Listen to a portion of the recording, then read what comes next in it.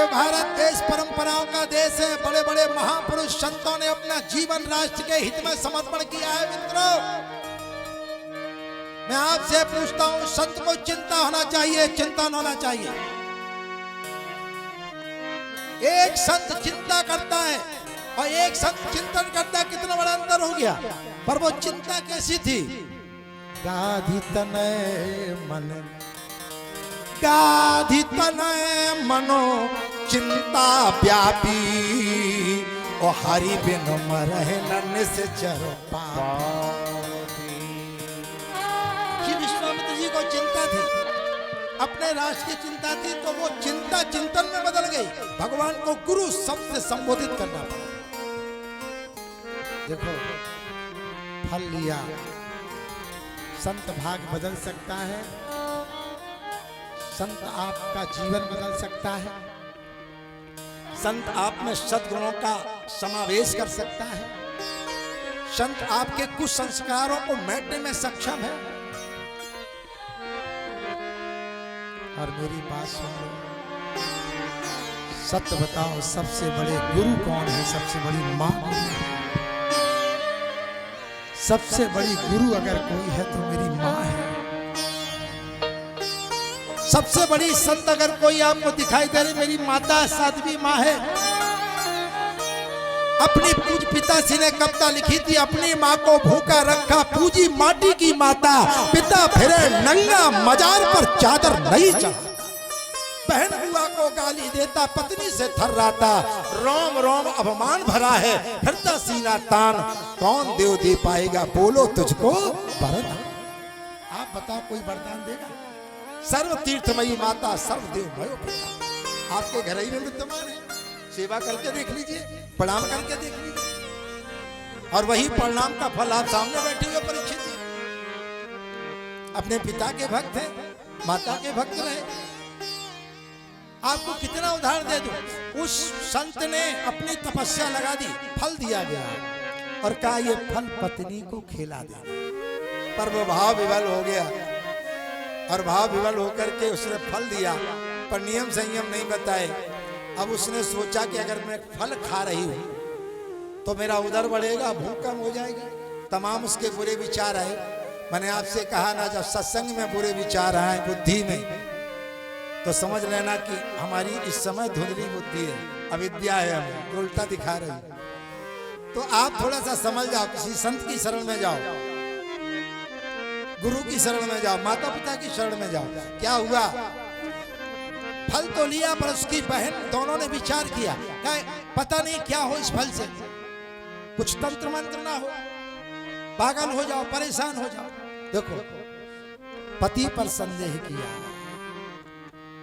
संत पर संदेह किया। आप लोगों से निवेदन करता हूं, संदेह करने की जरूरत नहीं है। भारत की नारी में वो तपस्या है, वो तेज है, वो नियम है, वो संयम है, जिसने अपने तब तेज से भगवान को माता इस पृथ्वी पर भुला करके बेटा बना करके बन बन घुमाया। आप साधारण मां, अपने को संभालो ना, संदेह की क्या जरूरत है आपको?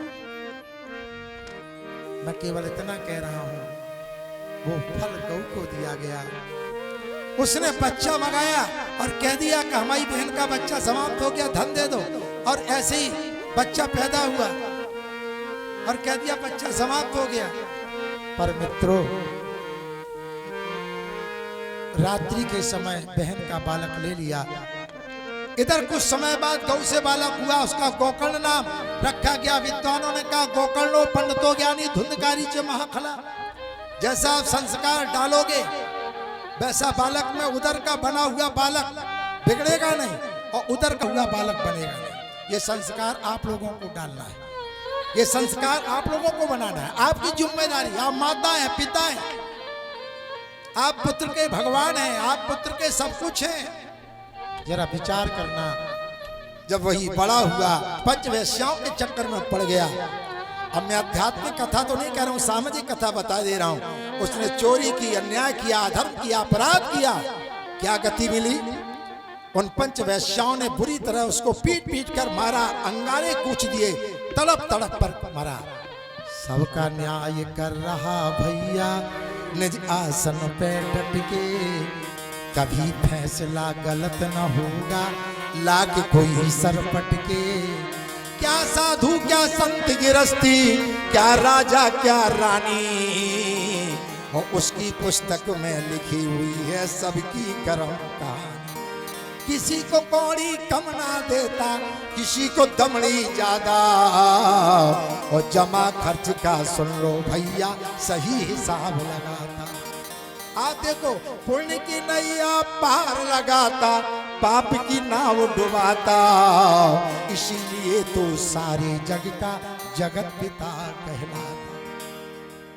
प्रभु बैठा आकाश में लेकर कलम दबात, जो जैसा करता यहाँ लिखता है दिन रात। कहाँ जाओगे छुप के? आगे चल के मैं बताऊंगा। इसमें मूवी कैमरा है, जो भी आपने बचपन से शुरू किया अंत तक आपकी सारी फोटोज में है व्यवस्थित। 10 खरब नर्व सेल्स हैं, 10 खरब नर्व सेल्स हैं इसमें। एक एंटीना लगा दिया, अब एंटीना ही लोग कटाए आए तब तो भटके ही नहीं है, चोटी नहीं है, एंटीना होना चाहिए। एक लाउड स्पीकर लगा दिया, कान लगा दिए पकड़ने वाले, 2 लेंस लगा दिए। चाहे उजेले में करो तो आपकी फोटोग्राफी, अंधेरे में करो तो फोटोग्राफी। अब कहाँ उत्तर दूंगे? हम उन लोगों से कहते हैं जो कहते क्या करना है हमें, कौन देख रहा है? अरे देखने वाला तो देख ही रहा है, जिससे तुम कौन कह रहे हो वही देख रहा है। मैं ये कहना चाहता था माताओं बंधुओं कि परिवर्तन हुआ, उसे प्रेत बनना पड़ा। माता को पीटा, कुएं में गिरकर समाप्त हो गई। पिता को पीटा, दुखी होकर बेटा हम कहाँ जाएं? तो गोकर्ण जी ने बड़ी अच्छी बात पिता से निवेदन की, पिताजी रोने की जरूरत नहीं है। देहेस्ते मांस रुधिरे मत त्यजत्वं जाया सुतां दिशु सदा ममतां विमुञ्चे। पश्यानि समजगदिदं क्षणभङ्गुनिष्ठं वैराग्य राग रस को भव भक्ति निष्ठा। पिताजी आप ये मत सोचो हम शरीर हैं, हम शरीर नहीं है, शरीर में बैठने वाले हैं। ये हाड़ मांस का पिंड है, हड्डी रूपी बांस लगे, इससे मोह तब तक रहता है कब तक, जैसे कोई मोटर की सीट पर बैठा है, जब तक उसका मुकाम नहीं आया तब तक आपको मोह है। और जब उसका मुकाम स्टेशन आया और कोई बीच में बैठना चाहे तो झंझट कर देगा, लड़ जाएगा। लेकिन जहां स्टेशन आया फिर वो ऐसे उतरता धक्का मार के, पर उस सीट को लौट कर देखता नहीं। तो पिताजी काहे को मोह कर, ना हम देहो ना इंद्रियां तरंगम, हम शरीर नहीं है, इंद्रियों की तरंग नहीं है, प्राण भी नहीं है, सबसे अलग हमारा शिवो हम।